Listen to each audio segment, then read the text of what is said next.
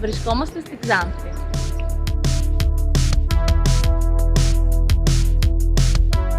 Η διοίκηση επιχειρήσεων αποτελεί έναν απαιτητικό κλάδο όπου απαιτείται αυτοσυγκέντρωση, επιμονή, υπομονή και πολλές ώρες εργασίας.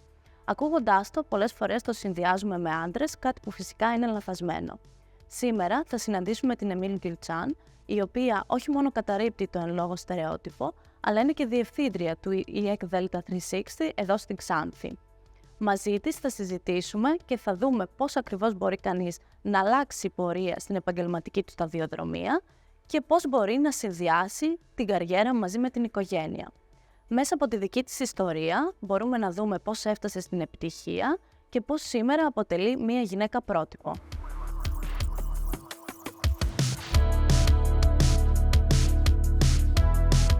Τζαν, καλώς ήρθες στη σειρά Regional Women Innovators. Χαιρόμαστε πολύ που σήμερα σε συναντάμε στην πόλη της Ξάνθης και στα EEC Delta 360 και που θα μοιραστείς και εσύ τη δικιά σου ιστορία για το πώς έφτασες σήμερα σε αυτή την επαγγελματική πορεία.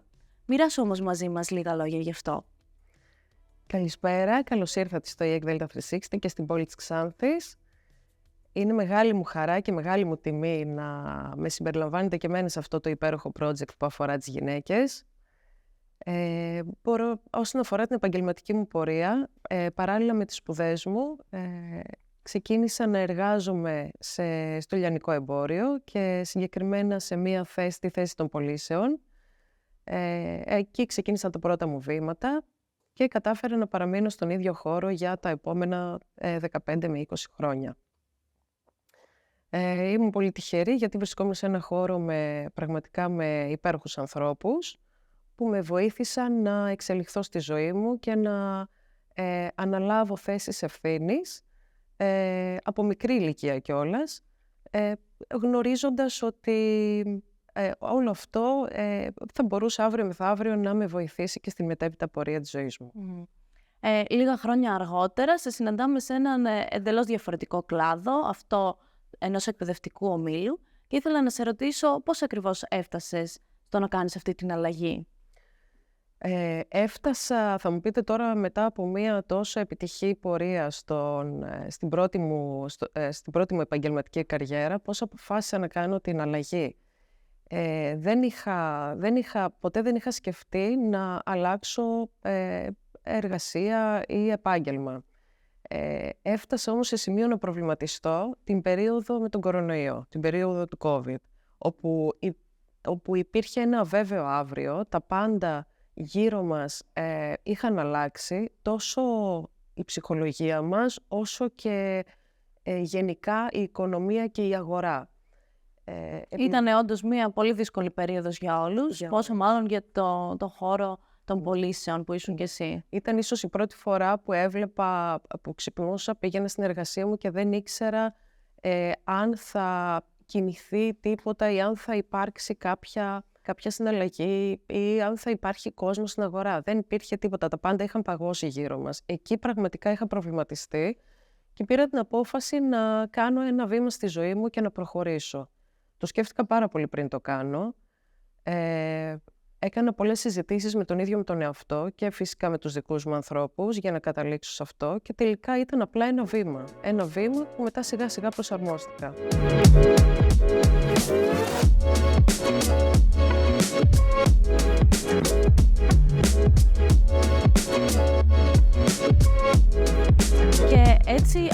αυτή την πορεία σου βλέπουμε ότι είσαι δραστήρια. Αν μπορείς να μας πεις και λίγα λόγια για τις σπουδές σου, για να καταλάβει και ο κόσμος που μας ακούει πόσα διαφορετικά πράγματα έχεις κάνει. Ναι, φυσικά. Ξεκίνησα εφόσον ολοκλήρωσα τα μαθητικά μου χρόνια στη Νέα Μάκρη Αττικής, όπου και μεγάλωσα, γεννήθηκα και μεγάλωσα. Μετακομίσαμε οικογενειακά στην πόλη της Ξάνθης, από όπου κατάγομαι. Εδώ συνέχισα τις σπουδές μου στη μεταδευτεροβάθμια εκπαίδευση και συγκεκριμένα στον τομέα της πληροφορικής και στο web design. Στην πορεία συνέχισα με την λογιστική. Μου άρεσε η λογιστική, οπότε ξεκίνησα τις σπουδές μου στη λογιστική, όπου και ολοκλήρωσα τις σπουδές μου εκεί. Και ίσως η επαγγελματική μου πορεία και η θέση ευθύνης που είχα αναλάβει να μου κίνησε λίγο περισσότερο το ενδιαφέρον ο τομέας της οικονομίας διοίκησης, όπου ήθελα να μάθω και να εξελιχθώ ακόμη περισσότερο. Πλέον είμαι ενεργή σπουδάστρια στο Ανοιχτό Πανεπιστήμιο και στον τομέα διοίκησης επιχειρήσεων.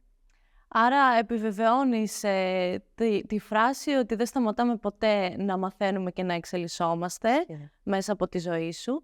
Και στο σημείο αυτό θα μπορούσαμε να πούμε, γιατί βλέπω ότι αν και υπήρχαν διαφορετικοί τομείς στους οποίους δραστηριοποιήθηκες, σε όλους έδινες πολύ μεγάλη ενέργεια και προσπάθεια, το έκανες δικό σου και αποκτούσες σε όλες αυτές τις θέσεις μία θέση ευθύνης, μία διοικητική θέση. Και θα ήθελα να σε ρωτήσω, ποια πιστεύεις ότι είναι τα χαρακτηριστικά που πρέπει να έχει κάποιος για να ανταπεξέλθει και να επιτύχει σε αυτές τις θέσεις? Κυρίως χρειάζεται δύναμη. Η δύναμη είναι το πιο βασικό. Θέλει ψυχική, εσωτερική δηλαδή και εξωτερική δύναμη, για να μπορέσει κυρίως, θα έλεγα, μια γυναίκα να ανταπεξέλθει σε θέσεις ευθύνης που απαιτούν πολλές ώρες εργασίας. Πολύ δύναμη. Θέλει ενέργεια, θέλει αντοχή απέναντι στο στρες, γιατί καθημερινά αντιμετωπίζουμε προβλήματα τόσο στο επαγγελματικό, αλλά μπορώ να σου πω ότι πολλές φορές και στο πιο προσωπικό επίπεδο, που πρέπει να καταφέρουμε να ισοβαθμίσουμε, πρέπει να καταφέρουμε να μελετήσουμε και να ανταπεξέλθουμε απέναντι σε αυτά, προκειμένου να βγει το καλύτερο δυνατό αποτέλεσμα. Δεν πρέπει να τα παρατάμε. Πρέπει να έχουμε δύναμη εσωτερική, ψυχική, όπως είπα. Κυρίως αυτό. Η αλήθεια είναι ότι υπάρχουν πολλοί αστάθμητοι παράγοντες που μπορούν να επηρεάσουν τα αρχικά μας πλάνα και αυτό που είχαμε στο μυαλό μας. Ωστόσο, αυτό που καταλαβαίνω από σένα είναι ότι πρέπει να συνεχίζουμε προς το στόχο μας.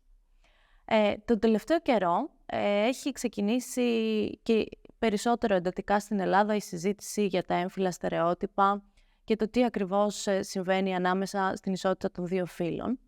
Και θα ήθελα να σε ρωτήσω αν από την εμπειρία σου ως τώρα έχεις αντιμετωπίσει κάποιο στερεότυπο ή κάποια διάκριση λόγω του φύλου σου και πώς το αντιμετώπισες?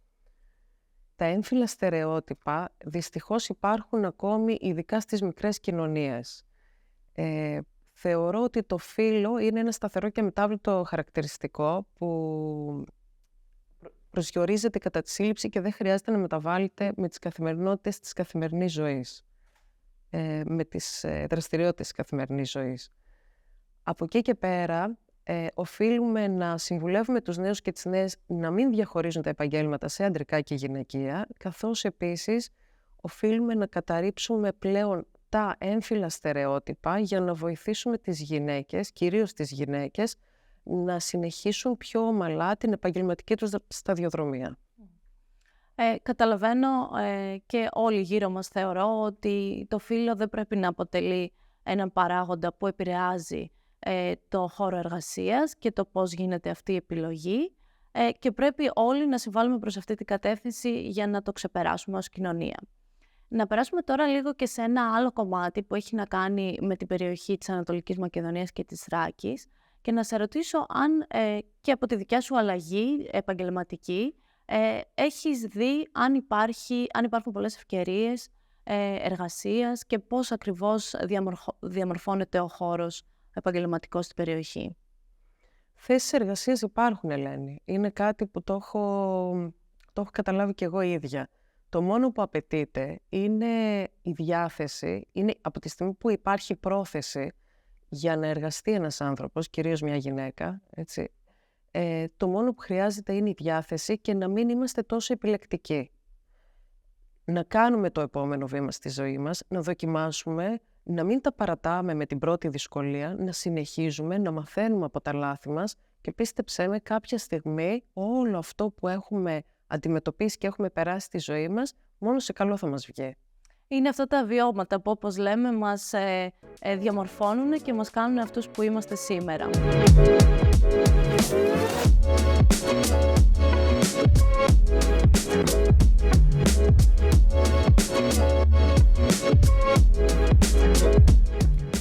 Πιστεύω σε αυτό το σημείο πρέπει να αναφερθούμε και στο κομμάτι της οικογένειας και το υποστηρικτικό περιβάλλον και να μας πεις αν θεωρείς ότι είναι σημαντικό, κατά πόσο παίζει ρόλο ή έπαιξε στη δικιά σου ζωή και σε βοήθησε για να ακολουθήσεις την καριέρα που επιθυμούσες. Οι γυναίκες στην εποχή μας καλούμαστε να λάβουμε πολλούς ρόλους στη ζωή μας.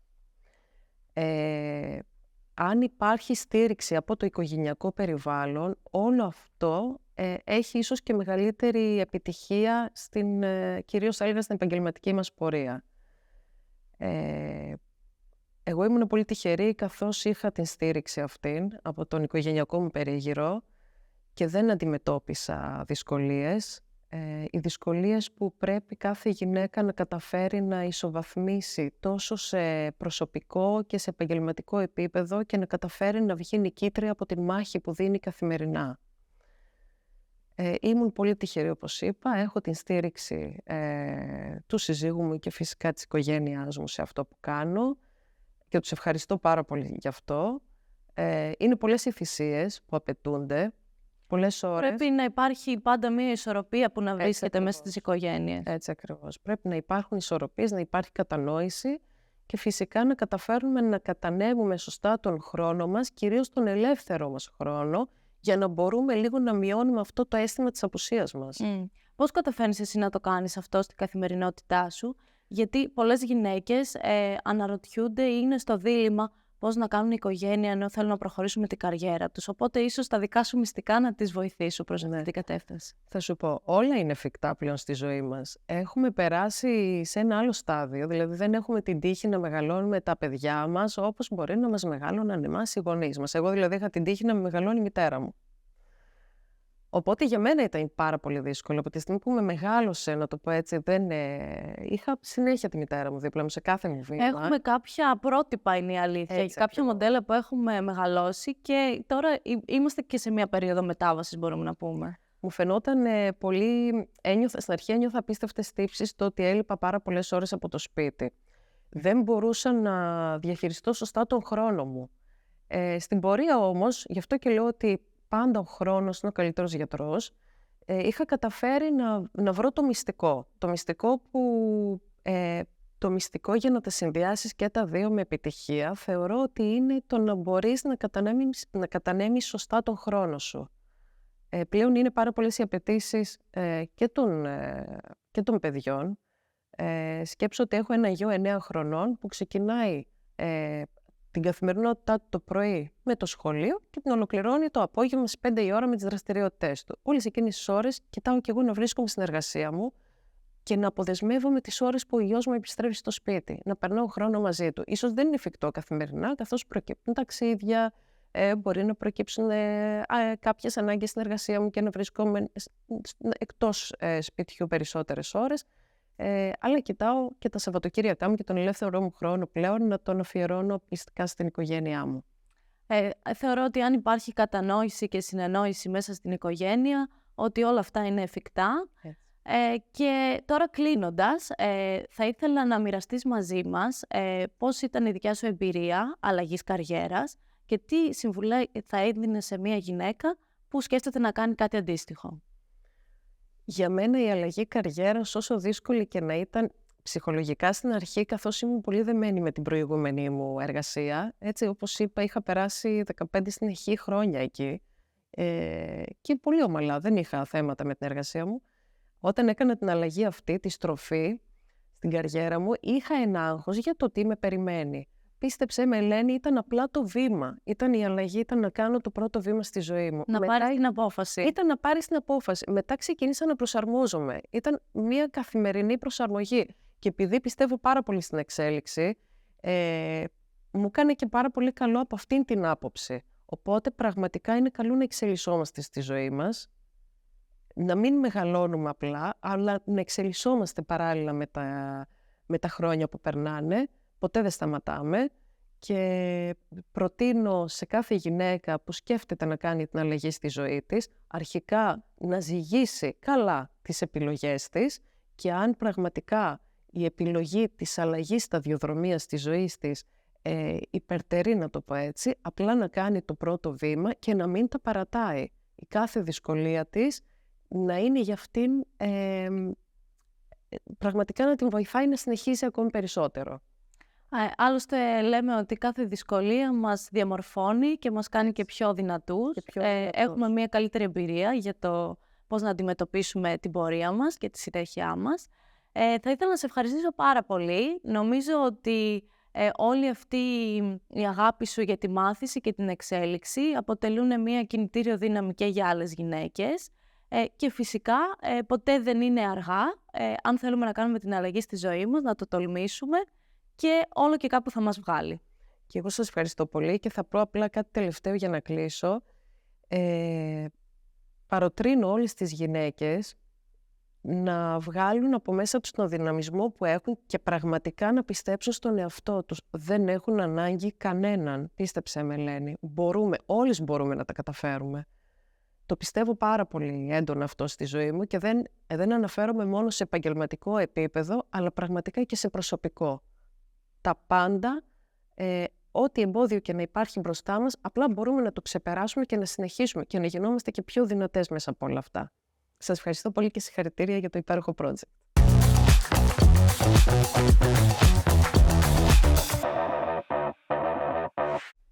Τι κάνει μια νέα γυναίκα, ένα νέο άνθρωπο, να αποφασίσει να αλλάξει πορεία? Έχει μια καριέρα, αποφασίζει να αλλάξει πεδίο, αποφασίζει να κάνει κάτι διαφορετικό. Ποια είναι τα στοιχεία τα οποία τη βοηθούν να κάνει αυτή την αλλαγή? Ανθεκτικότητα, ώστε να μπορέσει να αντέξει την πίεση, το φόβο της αλλαγής, το φόβο του ότι δεν ξέρει τι θα αντιμετωπίσει, ενώ μέχρι τώρα ό,τι έκανε ήταν γνωστό. Είναι επίσης η υποστήριξη των ανθρώπων που την αγαπούν, η οικογένειά της και ο στενός της κύκλος, και είναι όλα αυτά τα στοιχεία τα οποία την βοηθούν να ξεπεράσει το φόβο της. Είναι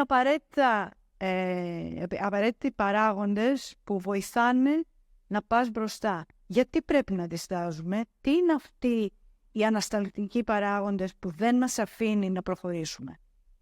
Έτσι λοιπόν, μέσα σε αυτό το κύκλο και βλέποντας όχι μία μόνο τη συνέντευξη της Τζαν, πολλές συνεντεύξεις, οι νέες γυναίκες που βρίσκονται στις περιφέρειες μπορούν να ξεχωρίσουν ακριβώς όπως και οι γυναίκες στα μεγάλα αστικά κέντρα. Ο μόνος περιορισμός που έχουμε είναι ο ίδιος μας ο εαυτός. Πρέπει να μπορέσουμε να βρούμε τις άγκυρες και τα σημεία που θα μας δώσουν αυτή τη δύναμη, αυτό το έναυσμα να πάμε παρακάτω, ώστε να κάνουμε τη διαφορά. Γιατί πάντα μα πάντα πρέπει να πιστεύουμε στα δικά μας όνειρα, στο δικό μας όραμα και να μην φοβόμαστε.